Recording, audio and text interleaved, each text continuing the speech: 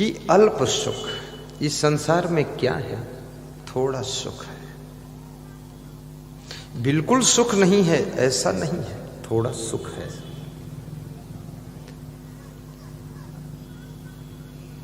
तो पूछने वाले ने कबीर साहिब से पूछा कि थोड़ा सुख है तो बाकी सब क्या है? तो कबीर साहिब ने कहा बाकी सब दुख ही दुख है। तो पूछने वाले ने कहा कि फिर जब बाकी सब दुख ही दुख है और थोड़ा सुख है तो ये थोड़ा सुख भी ना होता तो ठीक था, पूरा दुख ही दुख होता तो एक जैसा भोग लेते। अब थोड़ा सुख भोगने के बाद फिर पूरा दुख भोगना पड़ता है तो थोड़ा ज्यादा ही दुख होता है। ये थोड़ा सुख क्यों है? थोड़ा दुख होता और बाकी सब सुख होता तो ठीक था, लेकिन थोड़ा सुख और पूरा दुख ऐसा क्यों? तो कबीर साहिब ने बड़ी मजे की बात कही। कबीर साहिब ने कहा थोड़ा सुख इसलिए है कि इस थोड़े सुख के लालच में तुम ज्यादा दुख भोग सको, इसलिए थोड़ा सुख रखा गया है।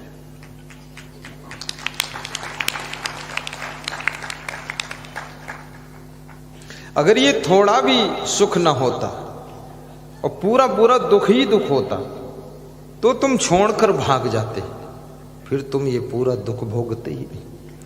लेकिन थोड़े सुख के लालच में बड़ा दुख भोगते रहते हो, ये बड़ी विचित्र बात है। एक छोटी सी कथा बताता हूं, बड़ी प्यारी कहानी है।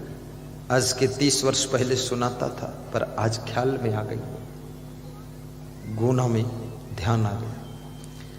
एक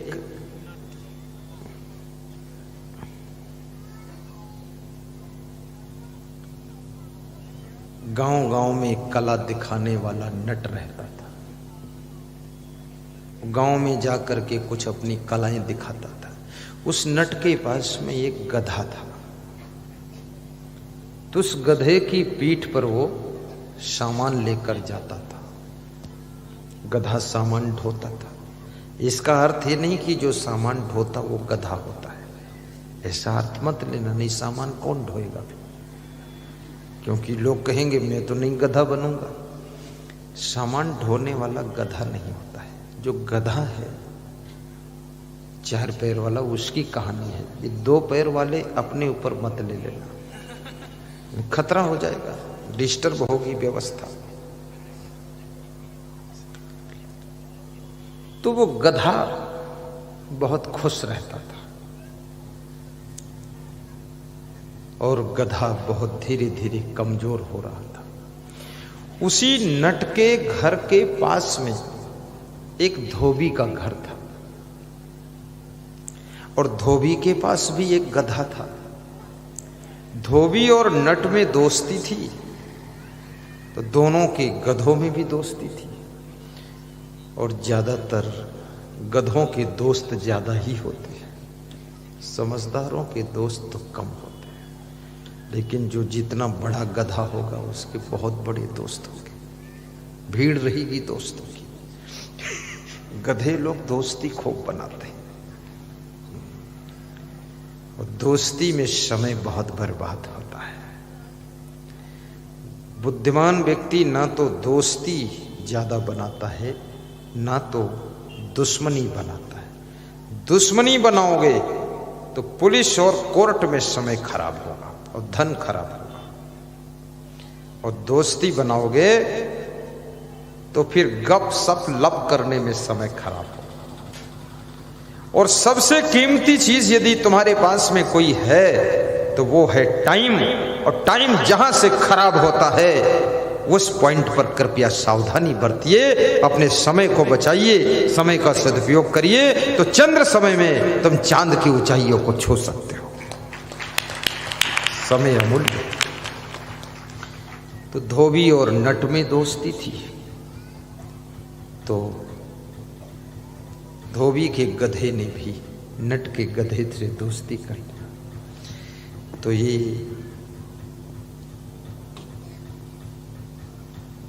धोबी के गधे ने कहा कि मेरे मित्र, हम दिन पर दिन देखते हैं तो मन में दुख होता है कि आपका शरीर कमजोर होता जा रहा है।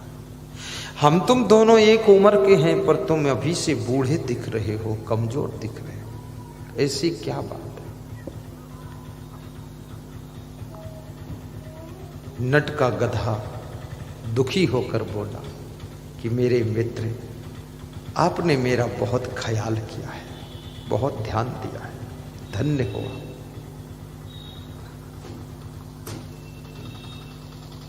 लेकिन मैं कुछ कह नहीं सकता, मेरा मालिक थोड़ा कठोर है। किसी गांव में जाता है, मेरी पीठ पर वजन सामान लाद कर ले जाता है और वहां पर कला खेलता है, अपना कर्तव्य दिखाता है। मेरे को एक रस्सी में बांध देता है, मैं बंधा रहता हूं, आसपास की छोटी मोटी घास चर लेता हूं। समय पर पानी नहीं मिलता, खाने को सही नहीं मिलता, इसलिए मैं कमजोर हूं। धोबी का गधा हंसा और बोला कि मेरे मित्र, अपने मालिक को छोड़कर मेरे मालिक के पास आ जाओ। मेरा मालिक बहुत अच्छा है, इतना अच्छा है मेरा मालिक कि मेरे पीठ पर सूखे गंदे कपड़ों की गठरी बांधकर तालाब ले जाता है, वहां गठरी उतार लेता है, मुझे छोड़ देता है। मैं तालाब के आसपास की हरी भरी घास खाता हूँ, लोटता पोटता हूँ, तालाब का पानी छक कर पीता हूँ। मेरी जिंदगी बड़ी सुखी है, मेरा मालिक बहुत प्यारा है।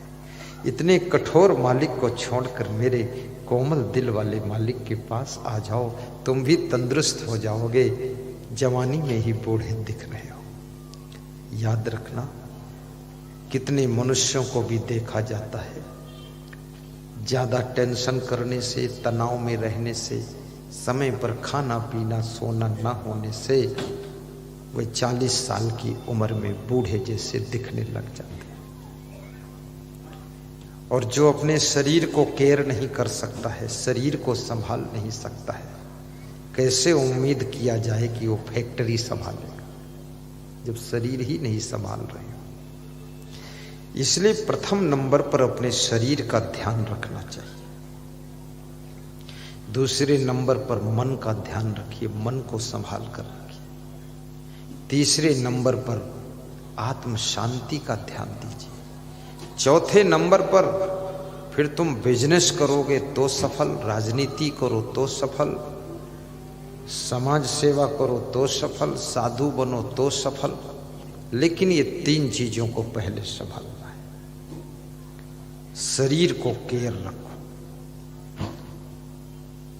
जो तुम्हारे शरीर को जरूरत है उसको भोजन खिलाइए।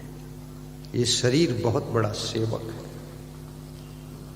कुछ कार्य करना होता है, ये तुम्हारा शरीर ही तो कार्य करता है। तो कृपया इस शरीर का भी तो ख्याल रखो। इतना आफा काफा लाफा चाफा उलझन में क्यों पड़े? प्रेम से खाइए। आज मेरे पास में मोन्टू रघुवंशी आई है, नीतीश रघुवंशी, राजविलास होटल के मालिक। बोले गुरुदेव आप क्या खाओगे? तो मैंने कहा कल तो चना खाया था, उबला हुआ दूध पिया था, वो भी ठीक है। बोले आपके लिए खीर बनवाऊं? तो हमने कहा नहीं। बोले पराठे? हमने कहा नहीं। बोले पूड़ी? हमने कहा नहीं। तो बोले फिर चना और मूंग उबाल के? हमने कहा बिल्कुल ठीक। बोले गाजर का हलवा? हमने कहा बिल्कुल ठीक। तो बोले कि और गुरुदेव क्या? हमने कहा तुम लिस्ट गिनाइए, हम चॉइस करेंगे। तो 20 नाम लिया उन्होंने, 20 में मैंने चॉइस किया। हमने कहा इसको 3 दिन में डिवाइड कर दो। बोले बिल्कुल कर दो। आज प्रवचन इसीलिए अच्छा सुना रहा हूं, गाजर का हलवा खाया और चना और मूंग भिगोकर फिर गरम करके उसको खाया और उपमा, रवा का उपमा खाया और नमकीन सिमई खाया।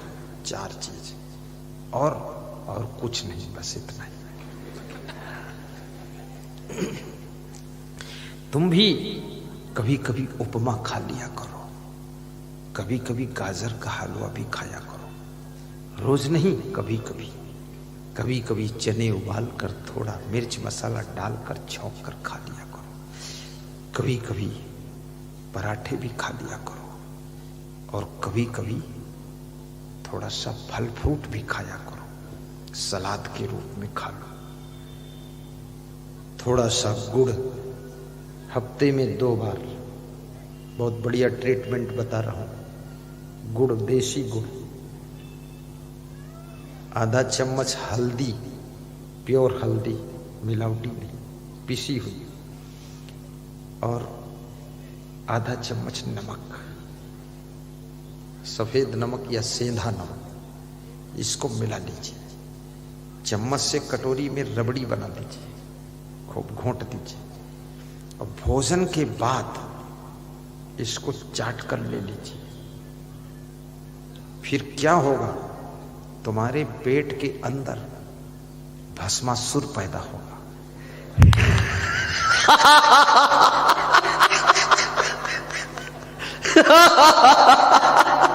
अब लोग डर गए, भैया इतना छोटा पेट, इसमें भस्मासुर कैसे? भस्मासुर का मतलब है फिर खूब भूख लगेगी, जो भी भोजन खाया सब 1 घंटे हजम, और भूख लगेगी कस के। और जिसको भूख खूब लगे और नींद खूब लगे तो समझ लो वो व्यक्ति बीमार नहीं है, पूरा स्वस्थ है। अगर नींद नहीं आ रही है गहरी और भूख नहीं लग रही कड़ी, तो समझ लो बीमारी आने वाली है बहुत बड़ी। हाँ, ध्यान रखना, ये पहचान है, पैमाना है। इसलिए गहरी नींद का सुख लीजिए और कड़ी भूख लगना चाहिए। तो वो धोबी और नट के गधे की कहानी थी, बड़ी प्यारी कथा है। ध्यान देना। साहिब बंदगी बोलो, साहिब बंदगी बहुत बड़ी बात है। धोबी का गधा नट के गधे से कहता है, मेरे दोस्त, अपने कठोर दिल के मालिक को छोड़कर मेरे कोमल हृदय वाले मालिक के पास आ जाओ, तुम भी तंदुरुस्त हो जाओगे। जवानी में बूढ़ा होना दुखद बात है, बुढ़ापे में भी जवान जैसे दिखना ये सुखद बात है। और जो लोग बुढ़ापे में भी जवान जैसे दिखना चाहते हैं, उनके लिए भी फार्मूला है। क्या फार्मूला है? उनको क्या करना चाहिए? जो बुढ़ापे में भी थोड़ा चमकते हुए दिखना चाहते हैं, संसार के विषयों को कम भोगो, अपने शरीर की वीर शक्ति, रज शक्ति की रक्षा करो, उससे बुढ़ापा जल्दी नहीं आएगा। नंबर 2, भोजन कम करो, चबा चबा कर करो। नंबर 3, पेट में कब्जियत कभी मत होने दो। यदि कब्जियत हो जाए, पालक की सब्जी खा लो, बथुआ की सब्जी खा लो। यदि कब्जियत हो जाए तो पपीता सुबह सुबह खा लो, मूली खा लो, गाजर खा लो, सलजम खा लो, चुकंदर खा लो, कच्चा खा लो, सुबह खा लो, शाम को नहीं, सुबह चबा चबा कर खा लो, सारी कब्जियत खत्म। जिसके पेट में कब्जियत नहीं होती है वो बुढ़ापे में भी जवान जैसा दिखता है। कब्जियत, कॉन्स्टिपेशन सभी रोगों की जड़ है। कॉन्स्टिपेशन रोगों का बाप है, कब्जियत का। कब्जियत किसे कहते हैं? पेट का साफ ना होना, लेटरिन का साफ ना होना, पेट का सुबह खाली ना होना, इसका नाम कब्जियत है। सुबह फ्रेश होने के बाद भयंकर भूख का ना लगना, ये कब्जियत है। और एक केला रोज खा लो, ये बूढ़ा नहीं होने देगा केला। एक केला खा लोगे तो बूढ़ा नहीं होने देगा, 2 केला खा लोगे तो जवान बने रहोगे। और 3 केला खाओगे तो जिंदा भी नहीं रहोगे।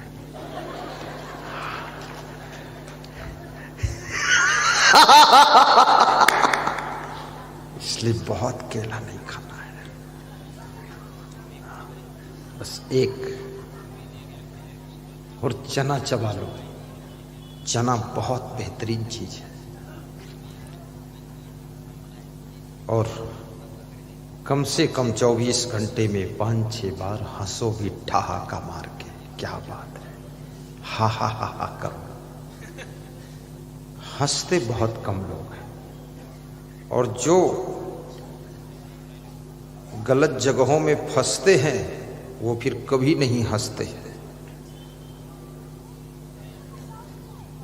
यदि कहीं बुरी जगह पर फंसोगे नहीं तो हमेशा हंसोगे, और ज्यादा अगर इधर उधर फंसोगे तो फिर कभी नहीं हंसोगे। इसलिए फंसना नहीं है। अगर हंसना है तो फंसना नहीं है, और फंसना है तो हंसना नहीं है। फंसो मत किसी के चक्कर में, न फंसो न फंसाओ, फ्री रहो। हाँ, दारू में भी मत फंसो, हाँ कभी नहीं पीना है। मांस मछली अंडा मुर्गा कुछ नहीं, फंसना ही नहीं। जर्दा पान तमाकू बीड़ी सिगरेट पे फंसना ही नहीं। और बेविचार में भी मत फंसो, फैशन में भी मत फंसो, किसी बुराई में मत फंसो। अगर अपने आप को फंसने से बचा लिया तो आपका हंसना कोई छीन नहीं सकता है। जो आदमी कहीं नहीं फंसता है वो रात दिन हंसता है, रात दिन हंसता है। सीधा फार्मूला है, अनुभव किया हुआ फार्मूला है।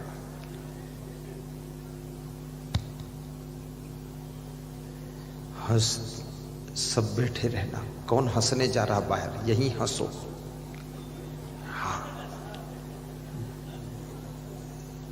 लघु शंका भी मत जाना, लेकिन इसके अंदर भी लघु शंका मत करना।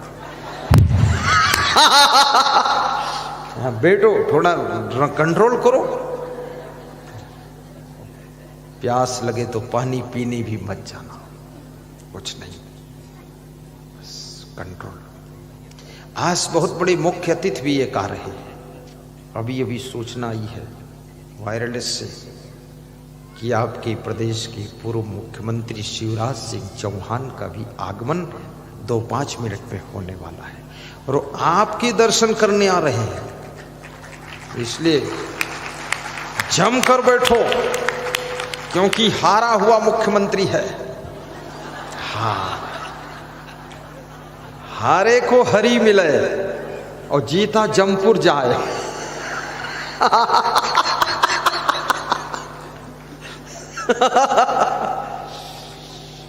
नहीं, जब नेता हारता है ना तो हरि की शरण में आ जाता है।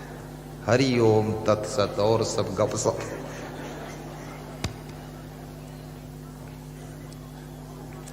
बहुत अच्छी बात है। और मैं कभी कभी लोग आशीर्वाद लेने आ जाते ना तो उनको हारने का भी आशीर्वाद देता हूं कि तू हार जा। और जो हार जाता है फिर आता है आशीर्वाद लेने, तो फिर उसको आशीर्वाद दे देता हूं, अब तू जीत जा।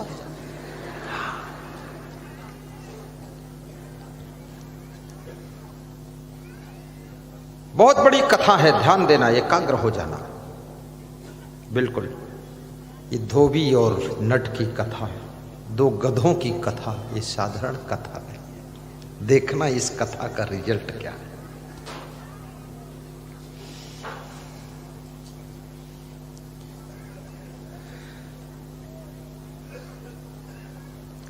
नट के गधे ने धोबी के गधे से गला मिलाकर कहा कि मेरे मित्र, मैं तो 1 मिनट में अपने मालिक को छोड़कर तुम्हारे साथ आ जाता, लेकिन दुख की बात है मैं छोड़ नहीं सकता। कितना ही कष्ट मिले पर वहां एक मेरी आशा लगी हुई है। आशा, ये शब्द बड़ा महत्वपूर्ण समझना। आप अगर जी रहे हो तो किसी आशा में जी रहे हो। आप दुख उठा रहे हो इतना दुख का पहाड़ तुम्हारे ऊपर टूट पड़ा है, फिर भी तुम जिंदा हो तो किसी आशा के आस में जिंदा हो, नहीं तो अब तक तुम मर जाते। इसलिए आशा ही जीवन है कहा गया है, और निराशा ही मृत्यु है। निराश हुआ व्यक्ति मरे हुए जैसा हो जाता है। इसलिए जीवन में कभी निराश मत होना। निराश हुए व्यक्ति की सांस चलती है, लेकिन अब वो किसी कार्य के लायक नहीं रह जाता है। और जिसके पास में आशा है वह व्यक्ति शरीर से कमजोर होते हुए भी ताजा है, जवान है और जीवित है, और वह कुछ कर सकता है। इसलिए आशा रखना, निराश मत होना। और सारे संसार की कथा आशा पर टिकी हुई है। एक बेटे और बहू को भी अपने माँ बाप और सास ससुर से कुछ आशा रहती है। माँ बाप सास ससुर को बेटे बहू से आशा रहती है। गुरु को भी शिष्य से आशा रहती कि मेरा शिष्य धर्म की रक्षा करेगा। शिष्य को भी आशा रहती मेरा गुरु मुझे आशीर्वाद देगा। आशा के ताकत से ये पूरा संसार चल रहा है। एक नेता को भी जनता से आशा रहती कि जनता हमको वोट देगी। जनता को भी आशा रहती ये नेता हमारी रोड बना देगा। सारा खेल आशा का है। तुमको भी मेरे से आशा थी कि गुरुदेव आएंगे, प्रवचन सुनाएंगे तो मेरी जिंदगी के दुख के बादल छटेंगे और सुख का सूरज उदय हो जाएगा। आशा थी। और मुझे भी आशा थी कि मैं गुना आऊंगा तो तुम आओगे, और तुम आओगे तो तुम्हारे सामने हंसूंगा मैं तो हंसोगे तुम, ताली बजाऊंगा मैं तो बजाओगे तुम, और हंसते हंसते सत्संग तुमको सुनाऊंगा, तुम भी हंसते रहोगे। मुझे भी आशा थी, तो मेरी आशा तो पूरी हो गई। अब तुम्हारी पूरी हुई कि नहीं हुई मुझे नहीं पता।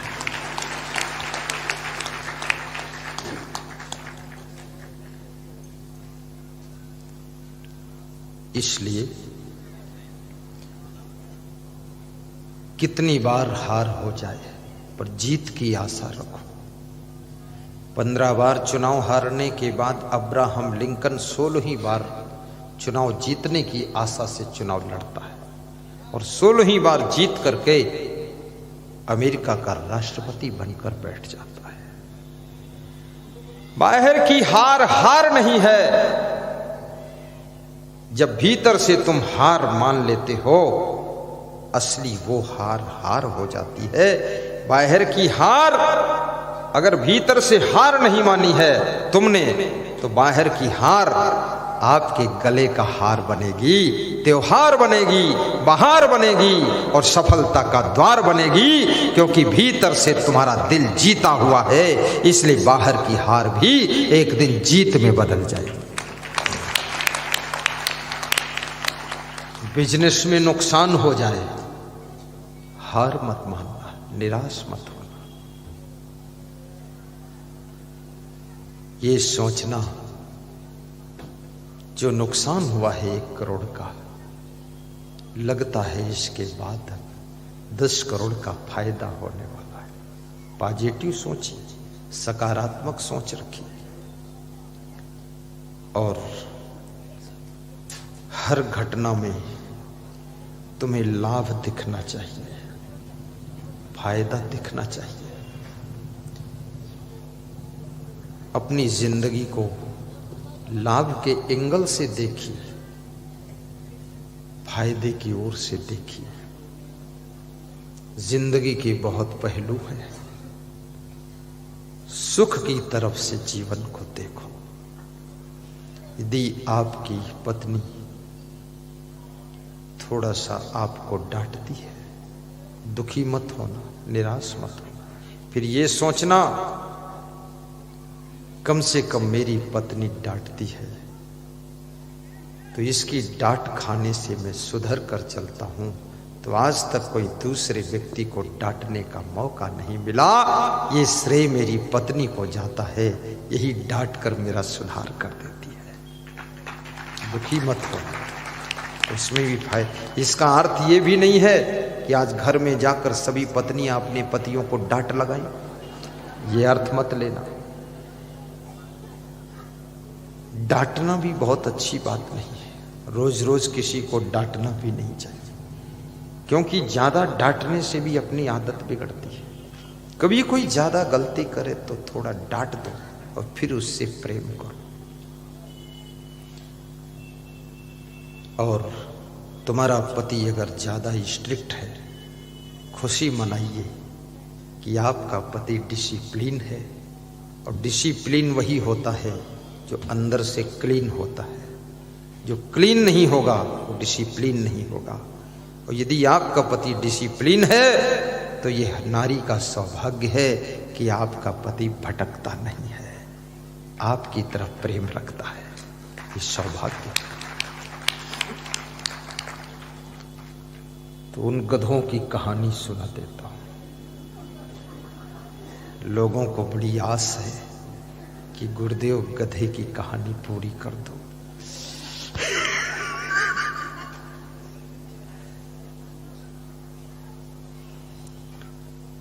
हमारी नाव को स्वामी लगा दो पार धीरे से, हमारी नाव को स्वामी लगा दो पार धीरे से, लगा दो पार धीरे से, लगा दो पार धीरे से, लगा दो पार धीरे से, लगा दो पार धीरे से।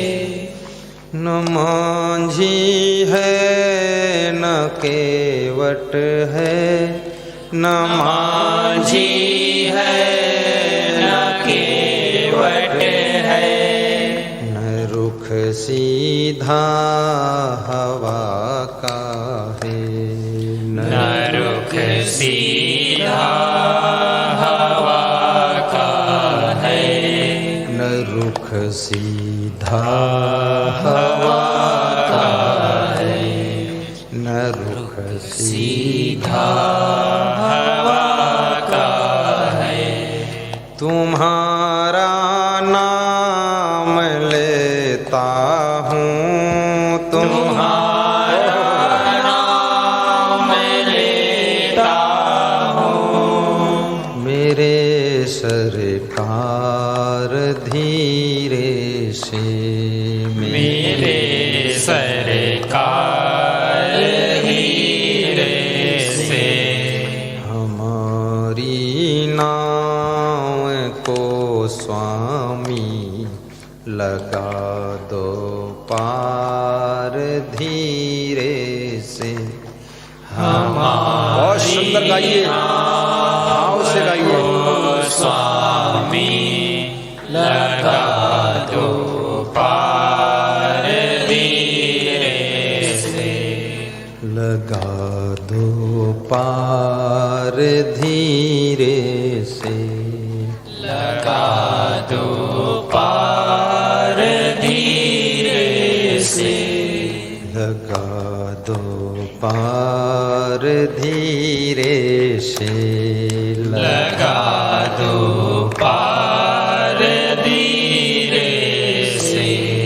हमारी नाव को स्वामी लगा दो पार धीरे से, हमारी नाव को स्वामी लगा दो पार धीरे से, लगा दो पार धीरे से, लगा दो पार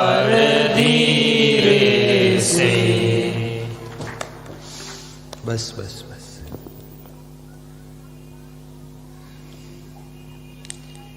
अंधेरे में उजाले के लिए इतना यत्न ही है। अंधेरा है में उजाले के लिए इतना यत्न ही है। अंधेरा है पर उस अंधेरे में हम उजाला करना चाहते हैं। तो किसी ने पूछा क्यों उजाला करना चाहते हो, क्या जरूरत है? तो उत्तर दिया गया। क्या उत्तर है? दिखा दो सांवरी सूरत मेरे सरकार धीरे से, दिखा दो सांवरी सूरत मेरे सरकार धीरे से, मेरे गुरुदेव धीरे से, मेरे गुरुदेव धीरे से, हमारी नाव को स्वामी लगा दो पार धीरे से, हमारी नाव को स्वामी लगा दो पार धीरे से। धोबी का गधा अपने मित्र को कमजोर देखकर दुखी हो जाता है। याद रखना, जिनसे तुम प्रेम रखते हो वही अगर धन से कमजोर हो जाए तो भी तुम्हें दुख होता है, शरीर से कमजोर हो जाए तो भी तुम्हें दुख होता है। वे किसी तरह से जब कमजोर दिखते हैं तुम्हारा मन दुखी हो जाता है। तुम जिनसे जिनसे प्रेम रखते हो उनको तुम हर तरह से संपन्न देखना चाहते हो कि सुखी भी रहे और संपन्न भी रहे। प्रेम सुखी और संपन्न देखना चाहता है। द्वेष सबको दुखी और दरिद्र देखना चाहता है। द्वेष की भावना दूसरों को सुखी देख करके द्वेष करने वाला व्यथित हो जाता है, लेकिन प्रेमी सुखी देख करके खुश हो जाता है। पद्म पुराण में ऋषि ने कहा है, पर दुखेन यो दुखी सुखो यस्सु परस्त्रिया। जो दूसरे के दुख में द्रवित हो जाता है, बहुत बड़ी बात है, छोटी सी बात है, सिंपल बात है पर बड़ी बात है। जो दूसरे को दुखी देख करके द्रवित हो जाता है, पिघल जाता है, और जो दूसरे को सुखी देख करके प्रसन्न हो जाता है। किसी को सुखी देखकर प्रसन्न होना कठिन है और दुखी देख करके द्रवित होना कठिन है, लेकिन जो ऐसा हो जाता है, कोई ऐसा व्यक्ति है जो दूसरे का दुख उसको दुखी कर देता है, दूसरे का सुख उसको खुश कर देता है। वो कौन है? वो कौन है? ध्यान देना। पर दुखेन यो दुखी सुखो यस्सु परस्त्रिया संसारे अस्मिन् सह विज्ञया। इस संसार में विज्ञा माने जानने योग्य, अस्मिन् माने इस, संसारे अस्मिन् सह विज्ञया। वह कौन है? साक्षात देव हरि स्वयं, वो हरि भगवान का रूप है। जो ऐसा होता है वो हरि भगवान ही होता है। वो चाहे नारी हो पर उसके अंदर भगवत सत्ता काम कर रही है, चाहे पुरुष हो, गृहस्थ हो या विरक्त हो, उसके अंदर भगवत सत्ता काम कर रही है। जिसको दूसरे का दुख दुखी कर देता है, दूसरे का सुख सुखी कर देता है। एक आदमी सवेरे सवेरे गाड़ी साफ कर रहा था, तो पड़ोसी निकल कर आया, बोले श्रीमान गाड़ी कब लाए खरीद कर? तो उसने हंसकर कहा कि मैंने खरीदा नहीं है पड़ोसी साहब, मेरे भाई ने मुझको गाड़ी दिया है चलने के लिए, मेरी क्षमता नहीं थी खरीदने की। अरे तेरा भाई ऐसा है, तुझे गाड़ी दिया चलने के लिए, धन्य है तेरा भाई। मेरा भाई तो इतना दुष्ट है, एक सुई भी नहीं दिया आज तक। ऐसा बोलकर उसका मन दुखी हो गया। तो पड़ोस की एक महिला खड़ी थी, वो भी आ गई उसी वार्ता में। उसने कहा, पड़ोसी साहब ऐसा सोचकर मन को दुखी क्यों करते हो? ऐसा सोचो कि इसके भाई ने इसको गाड़ी दिया है, तो इस तरह सोचो कि मैं भी ऐसा भाई बनूं कि अपने भाई को मैं भी गाड़ी दूं।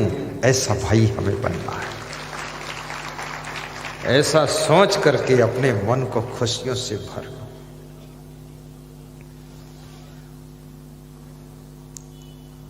एक आदमी किसी घर में आलसी रहता था, आलसी आदमी।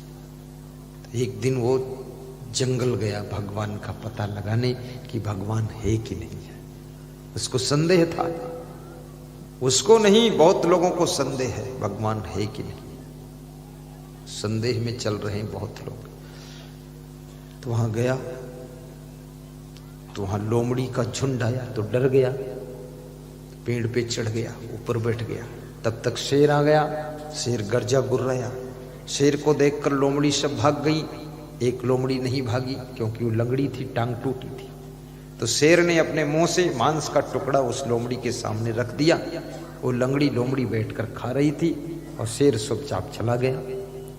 जब शेर चला गया, वो आदमी ऊपर से उतरा और घर आया, और घर से फिर पास में आश्रम था टेकरी पर, वहां महात्मा रहता था, गुरुजी उसको बोलते थे लोग, गुरुजी। उसके पास गया, बोला तुम मेरे गुरुजी हो, मैं भगवान का पता लगाने गया था, भगवान है कि नहीं, पर वहां भगवान तो नहीं, लेकिन लोमड़ी का झुंड और शेर मिला। तो मैंने वहां एक तमाशा देखा और भगवान पर विश्वास भी हुआ। मैं पेड़ पे चढ़ गया तो बच गया। मैंने देखा जब शेर आया तो लोमड़ियां सब भाग गई, लेकिन एक लंगड़ी लोमड़ी थी, टांग टूटी थी, वो नहीं भागी। तो शेर जो है मांस का टुकड़ा उस लोमड़ी के सामने रख देता है, वो खाती हो, शेर चुपचाप चला गया। जबकि शेर तो लोमड़ी को मार कर खा जाता है, लेकिन उस लूली लंगड़ी टांग टूटी लोमड़ी के लिए भी भगवान ने व्यवस्था किया, इंतजाम किया, और शेर उसको टुकड़ा देकर चला गया। तो मैं सोचता हूं मैं काम क्यों करूं, भगवान को मेरे लिए भी इंतजाम करना चाहिए, मेरे खाने पीने का। जब लोमड़ी का ख्याल करता तो मेरा क्यों नहीं करता, मैं क्यों काम करूं। तो गुरु हंसा और बोला कि बेटा, भगवान तुझको लोमड़ी नहीं बनाना चाहता है, तुझको शेर बनाना चाहता है। इसलिए तू अपने आप काम कर और किसी दूसरे को दे, ऐसा बन। वो आलसी उसी दिन से मेहनत करने लगा और दूसरों को देने लायक बन गया। याद रखना, बहुत धन्यवाद है आपको, शुभकामना करता हूं। लोमड़ी और शेर की कथा, चलो गधे की कथा निपटा देता हूं। हटाओ काम, ये गधा बहुत देर से फंसा है और गधा हमेशा ही देर कर देता है, हटता ही नहीं चलती। चलो ये लोमड़ी गधा। तो धोबी के गधे ने कहा, मेरे मित्र मेरे साथ आओ। तो उस नट के गधे ने कहा कि मैं आपके साथ नहीं आ सकता हूं। बोले क्यों नहीं आ सकते? बोले मेरे मित्र, मेरा मालिक कठोर है, खाना पीना भी नहीं देता ठीक से, लेकिन मेरे को एक आशा लगी हुई है मालिक के पास। बोले क्या? बोले मेरा मालिक जो है कला जब दिखाता है तो एक बांस इधर गाड़ता है, दूसरा बांस उधर गाड़ता है, उसमें मोटा रस्सा बांधता है और उस रस्से पर उसकी लड़की चलती है। और लड़की जब चलती है वो ढोल बजाता है नीचे खड़ा होकर, ढम ढम ढम ढम ढम ढम ढम ढम। और ढोल बजती रहती और बोलता रहता है मेरा मालिक, ये लड़की ये लड़की ये लड़की।